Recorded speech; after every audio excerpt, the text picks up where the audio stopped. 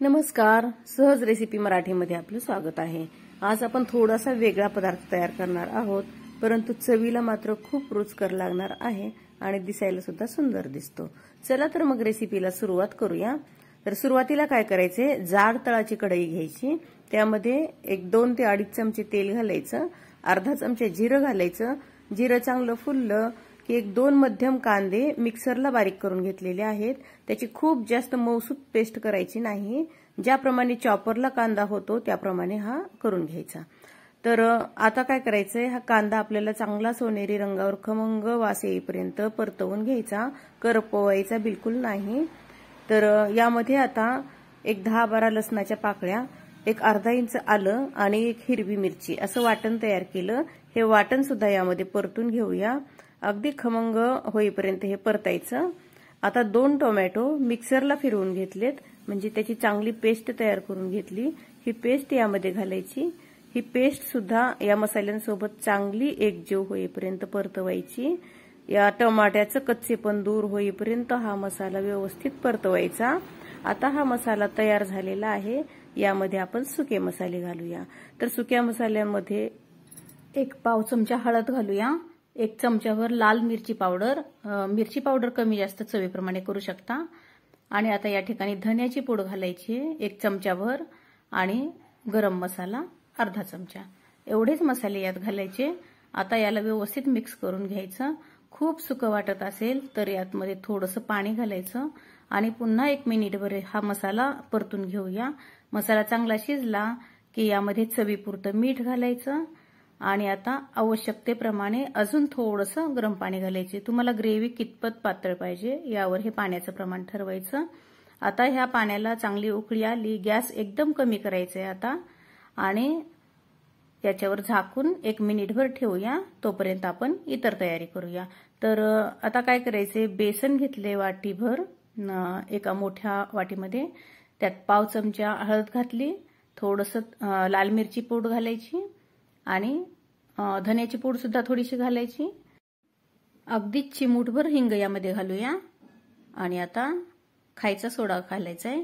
अगदी 2 बोटाच्या चिमटीत बसतो इतपतच थोडासा सोडा यामध्ये घालायचा आणि आता यामध्ये 1 चमचाभर तेल घालायचं। आपण नेहमीच्या वापरासाठी फोडणीसाठी जे तेल वापरतो तेच तेल घालायचं। चवीपुरतं मीठ घालूया आणि आता लागेल तसं पाणी घालत घालत याला व्यवस्थित याचं मिश्रण तयार करून घेऊया। या ठिकाणी हे मिश्रण आपल्याला खूप पातळ करायचं नाही, त्यामुळेच आपण थोडं थोडं करत पाणी घालायचं। एकदम पाणी घातलं तर हे मिश्रण पातळ होतं, परत बेसन वाढवण्यापेक्षा आपण आधीच पाणी यामध्ये कमी घालूया। तर हे बघा, तुम्ही बघू शकता इतपत घट्टसर हे मिश्रण तयार करायचे आपल्याला। याच्यापेक्षा खूप घट्ट पण नको आणि जास्त पातळ पण नको। आता 1 ग्लास घ्यायचा आहे, यामध्ये माझ्याकडे एक पाइपिंग बॅग आहे, तर ती ठेवायची अशी। तुमच्याकडे पाइपिंग बॅग नसेल तर दुधाची पिशवी किंवा मग मिठाची पिशवी तुम्ही वापरू शकता। तर हे सगळं मिश्रण यामध्ये घालायचं। आता यामध्ये हवा बिलकुल राहू द्यायची नाही ग्लासमध्ये, म्हणजे व्यवस्थित हे मिश्रण चमच्याच्या साहाय्याने या ग्लासमध्ये असं व्यवस्थित दाबून घ्यायचं आणि आता आपण हा चमचा सुद्धा पुसून काढूया। आता ह्या पाइपिंग बॅगचा उरलेला भाग हळूच व्यवस्थित वर घ्यायचा, पिठाने जास्त हा भरू द्यायचा नाही किंवा हा घाण होऊ द्यायचा नाही। तर वरच्या बाजूला व्यवस्थित पकडायचं, थोडंसं प्रेस करायचं, म्हणजे जेणेकरून हे मिश्रण आपलं खालच्या शेंड्यापर्यंत येईल, पण खूप दाबायचं नाही, फुटू शकतो हा कोन। आणि याला थोडीशी पीळ पाडायची। हे बघा, अशा पद्धतीनं हा कोन तयार करून घ्यायचा। आता याला खालच्या बाजूला एक छोटंसं होल करायचे, खूप जास्त मोठं होल नाही करायचे। तर हे बघा, अशा पद्धतीनं हे तयार झालं। आता आपली ही ग्रेव्ही सुद्धा शिजलेली आहे, गॅस कमीच आहे। आता यामध्ये आपण याच्यातले हळूहळू एका बाजूने ड्रॉप सोडायला सुरू करूया। हे बघा, अशा पद्धतीनं अगदी छोटे छोटे, खूप मोठा नाही किंवा अगदीच छोटा नाही, तर एक मोठा काबुली चणा असतो त्या चण्या एवढे किंवा त्यापेक्षा अगदी थोडेसे मोठे असे आपण याचे ड्रॉप्स पाडून घेऊया।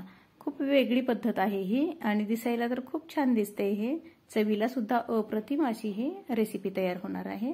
तर हे बघा, खूप जवळ जवळ चिकटून चिकटून नाही घालायचे किंवा खूप अंतर सुद्धा सोडायचं नाहीये, खूप अंतर सोडलं तर मग हे कमी ड्रॉप बसतात.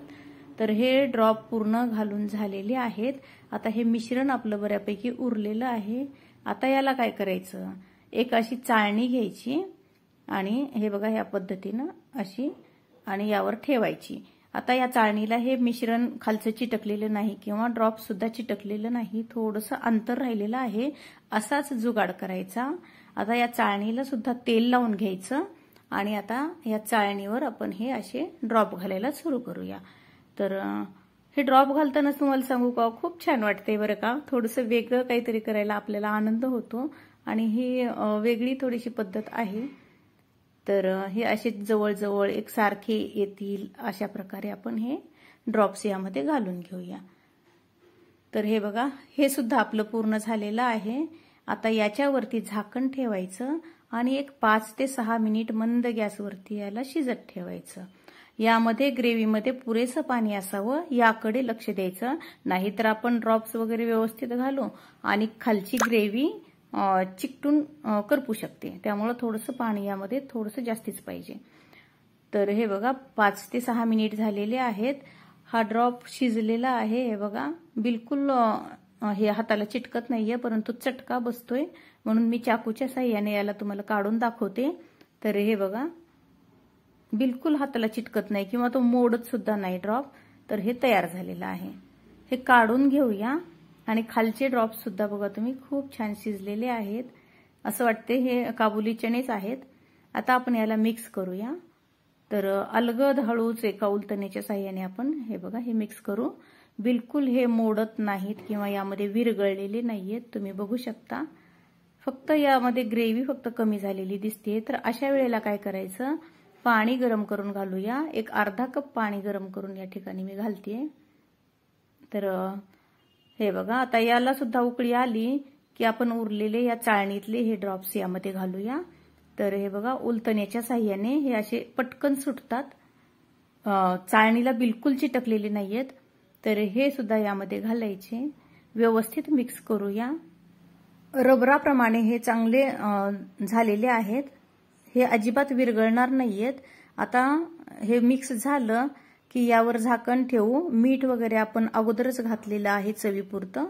तर झाकण ठेवायचं. आता 2 मिनिट याला अजून एकदा वाफ काढायची आणि आता मात्र आपली आगळी वेगळी ही रेसिपी म्हणजेच ही भाजी तयार झालेली आहे.